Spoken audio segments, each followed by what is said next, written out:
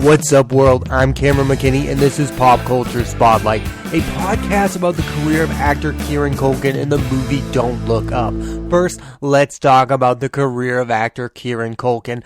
Like his brother, Kieran was a child actor appearing in both Home Alone films with his then more famous brother Macaulay. He then co-starred in both the Father of the Bride films with Diane Keaton, Steve Martin, Martin Short, and Kimberly Williams. He also appeared in She's All That with Freddie Prinze Jr., Rachel Lee Cook, and Kevin Pollak, and The Cider House Rules with Tobey Maguire, Michael Caine, and Charlize Theron. We always think of the Culkins, we think of Macaulay, but the Culkins as a family have 3 former child stars. The biggest, of course, was Macaulay with Uncle Buck in the Home Alone films and My Girl, and then you had Kieran and also their younger brother Rory, who was in You Can Count on Me and Signs as a child. All 3 were really good for kid actors. For Kieran, 2002 was the year that he became more than just the kid in a movie, with 2 films, The Dangerous Lives of Altar Boys, co-starring Emile Hirsch and Jenna Malone,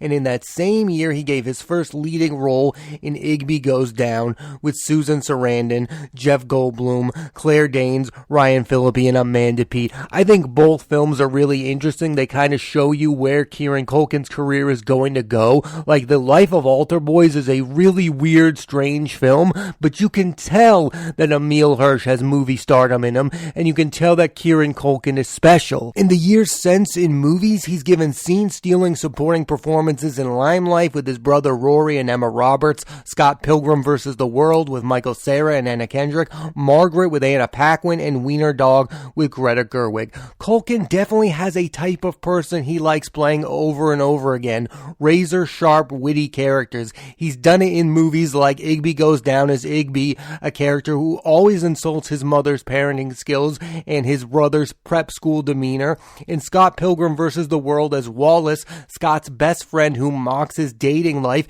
In the movie Infinity Baby as a character who openly mocks women's needs for commitment. And on television in Succession as Roman Roy, who will literally say anything that is on his mind and has zero filter. If Culkin is in a movie or television show, he is usually given the best lines of dialogue. He's the master of one-liners and delivers them so naturally. He always fits the project he's in. He's not over the top. Sometimes when actors play comedic relief roles, they don't feel like they are in the same project as the other actors.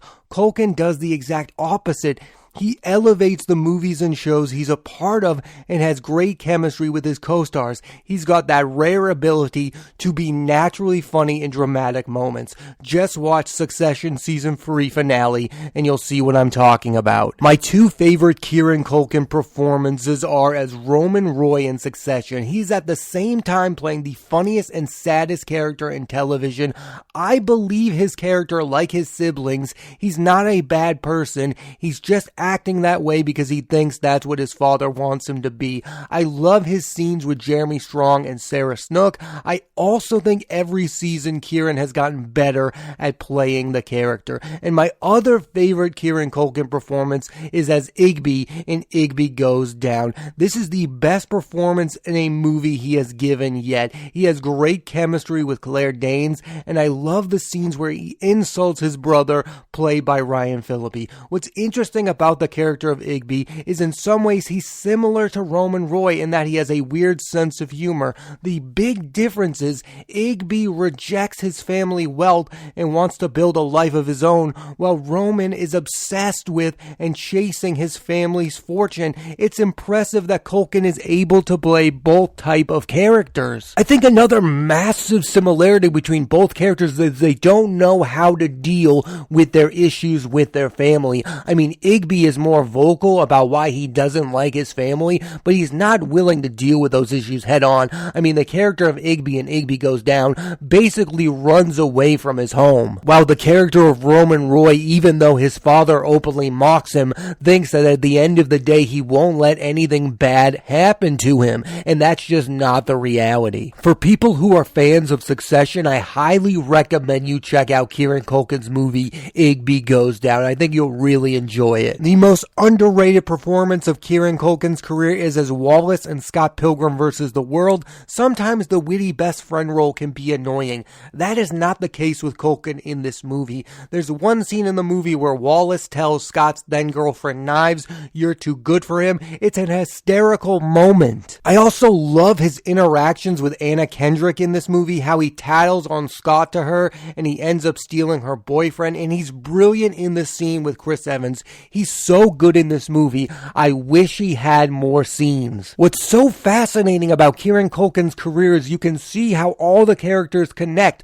You can see the Roman Roy in Wallace, and you can see how playing Igby leads to him playing Roman Roy. Not a lot of actors you can see the connection between their roles, but it's so evident when you look at Kieran Culkin's career. It all leads up to him playing Roman Roy in Succession, my favorite character on television right now. I mean, if you're not into Succession, what are you waiting for? There are so many great performances. I love Jeremy Strong as Kendall and Brian Cox as Logan, but what keeps me going back is Kieran Culkin as Roman Roy. The character almost reminds me a little bit of Ari Gold, the character played by Jeremy Piven in Entourage. That character would openly mock the people he supposedly loves. Like, I love that type of character who will just insult anyone, and that's what Roman Roy is on Succession. He's my favorite character on TV right now. Kieran Culkin deserves an Emmy for playing this character. He's the best supporting character on television right now. And maybe the best compliment I can give Kieran Culkin is, even though he's playing a terrible human being, I am rooting for Roman Roy to be successful, and I don't know why. And I think it's all about the performance. He's that good as the character. As a child star, Kieran was overshadowed by his brother Macaulay, but as an adult, he has certainly made a name for himself. Here are the Kieran Culkin performances I highly recommend you check out. The Dangerous Life of Altar Boys, Igby Goes Down, Lime Life, Scott Pilgrim vs. the World, Margaret, Wiener Dog, Infinity Baby, Succession, and No Sudden Move. Now let's switch gears and talk about the movie No Sudden Move. Here's a quick synopsis.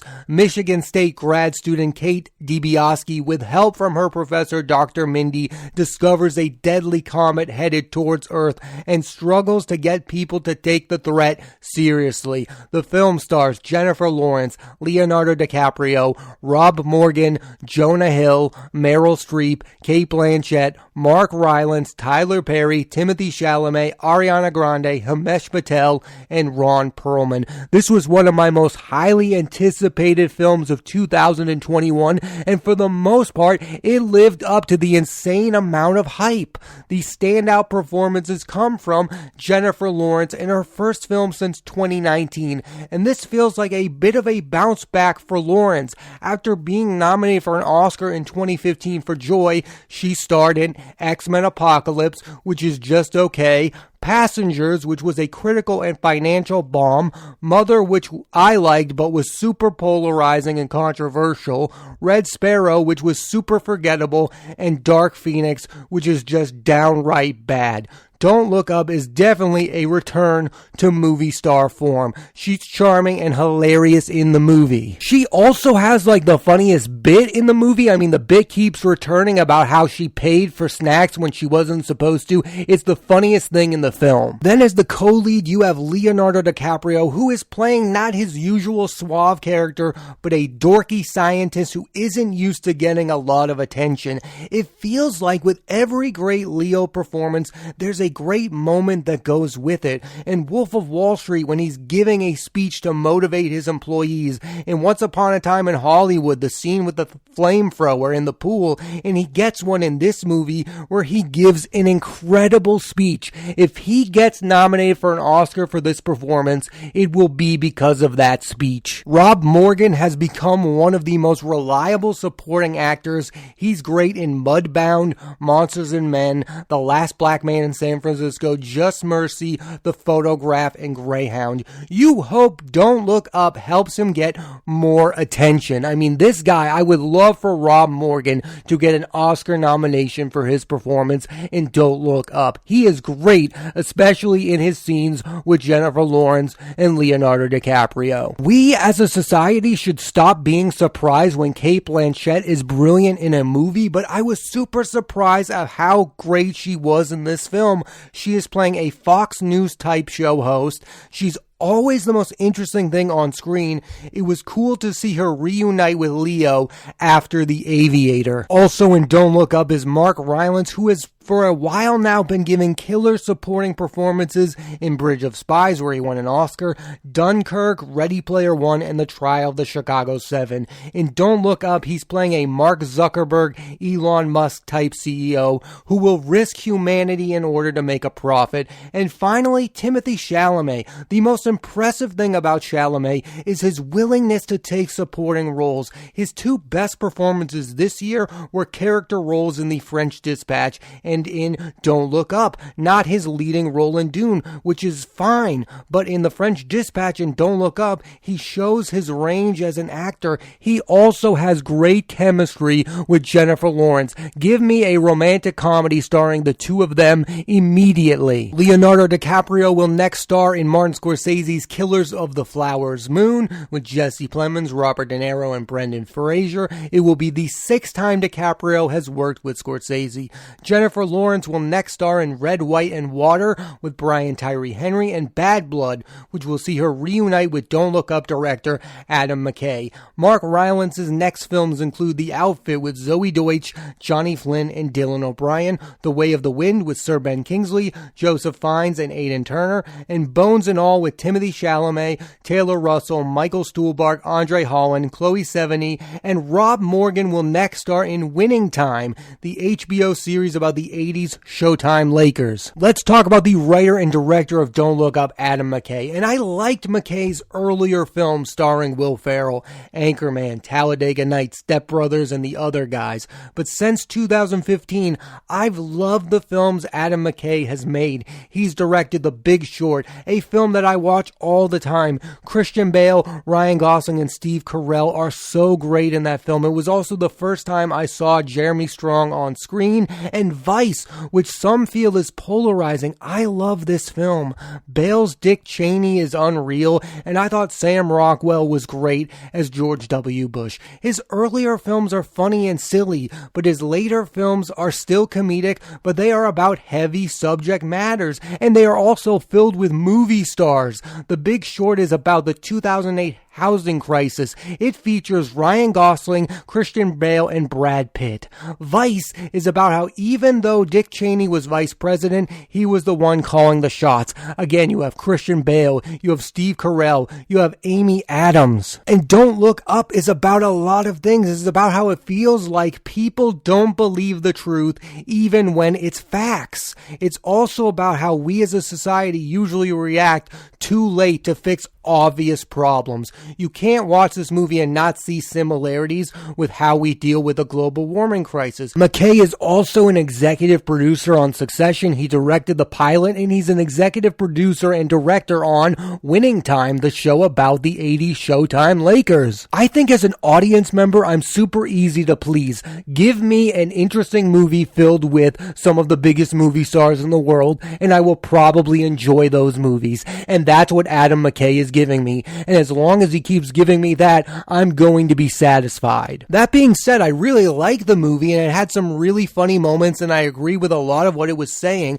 but this movie is not perfect. There are some things I did not enjoy, including Meryl Streep as the president and Jonah Hill as her son and the chief of staff. I love both of them as actors, and their performances are fine in the movie, but their characters felt a little too on the nose about the state of American politics. Streep is basically basically playing a fill-in for Trump, and Hill is basically playing Jared Kushner. I also think it's a fair critique to criticize the bleak ending of this movie. To watch this movie for 2.5 hours and then for it to resolve in the way that it does, it kind of feels unsatisfying. And I get it. That's the point. I think maybe there could have been a smarter way to give us not a happier ending, but a more positive ending and still tell us we're in trouble as a society. It will be really interesting to see how well Don't Look Up does at the Oscar, because guess what? This movie has gotten some lukewarm reviews. I think it will get a Best Picture nomination, even though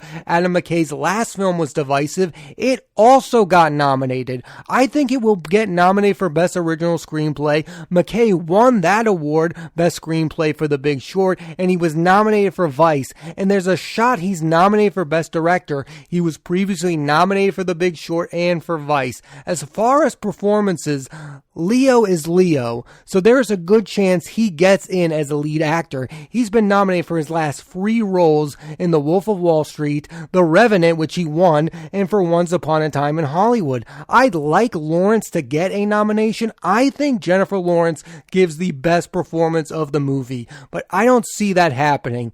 And I think Cate Blanchett will get a Best Supporting Actress nomination either for Don't Look Up or for Guillermo del Toro's Nightmare Alley. And I think the song Just Look Up will and should be nominated for Best Song. And I want to talk about Ariana Grande's involvement in this movie, because I was impressed with her not only as an actress, but she also seems like she's self-aware of what modern pop stardom is really like. I don't think a lot of other celebrities would have played this role. Like, I don't think Mariah Carey would have played this role in Don't Look Up. This movie has me excited to see her in the movie Wicked. Like, I want to see Ariana Grande be a movie star. I think maybe she can pull it off. There's an interesting trend with movies lately, where these movies full of all-star A-lister cast members are getting divisive reviews. Last year, you had The Trial of the Chicago 7. That movie was filled with a lot of well-known actors, and I really like that movie, but a lot of people did not. And then this year with The House of Gucci, The French Dispatch, and now with Don't Look Up. And I like to say this, I like all of these movies and want as many movie stars in my movies as humanly possible. I don't care how big their roles are. I don't care if it's just to get attention that you have this A-list cast. I don't care. My favorite movies are ones that are filled with tons and tons of movie stars. I love Ocean's 11. I love The Departed. Those movies have so many A-listers in smaller roles. Martin Sheen is barely in The Departed, yet he's really good in that movie. I get it. Some people look at these movies and go, well, it's so stupid that Elizabeth Moss is in 2 seconds of Wes Anderson's The French Dispatch, where she could be the lead of any other film. I don't see it that way. I see it as these people want to work with the best directors. These A-listers want to work with Aaron Sorkin. They want to work with Adam McKay. They want to work with Wes Anderson and Ridley Scott. I mean, that's why they're in these movies. In my opinion, these movies usually end up being really, really good. And in 2022, you will have a David O. Russell film with a stacked cast. Bullet Train, The Batman, The Northman, and another Wes Anderson film, all with an A-list cast. This is the future of movies. There will be less movies and more event movies filled with all-star casts. I think we're going to have to get used to Timothée Chalamet taking supporting roles in big movies. I think we're going to have to get used to seeing Elizabeth Moss in 2 minutes of movies, because that is the future of movies. And if actors want to keep on acting, they're going to appear in these kind of movies, even if they are in lesser roles. I don't understand the bad reviews of Don't Look Up. It delivered on everything I wanted it to be. It gave every massive movie star a moment to shine. It's a fun satire paying homage to classics like Doctor Strangelove and Network. Definitely Leonardo DiCaprio's speech in this movie feels like it came out of Network. It's one of my favorite things about it was seeing movie stars like Leonardo DiCaprio, Jennifer Lawrence, and Timothée Chalamet on screen together. These are the 3 biggest movie stars of this era right now, and they're in a movie together. Chalamet is constantly compared to Leonardo DiCaprio. He's been called the Leonardo DiCaprio of his generation. It was cool to see them have a moment in a car. It doesn't matter what movie it was in. I enjoyed seeing them together. I like it when movie stars are on screen together. And in that way, Don't Look Up delivered on everything I wanted it to be. Is it the best movie of the year? No, far and away it's not that. But it's a movie I really enjoyed, and I highly recommend you check out the movie Don't Look Up. Thanks for listening to this edition of Pop Culture Spotlight. I'm Cameron McKinney, and there'll be a new episode of podcast every Thursday on Apple Podcasts and Spotify. And this week I put the spotlight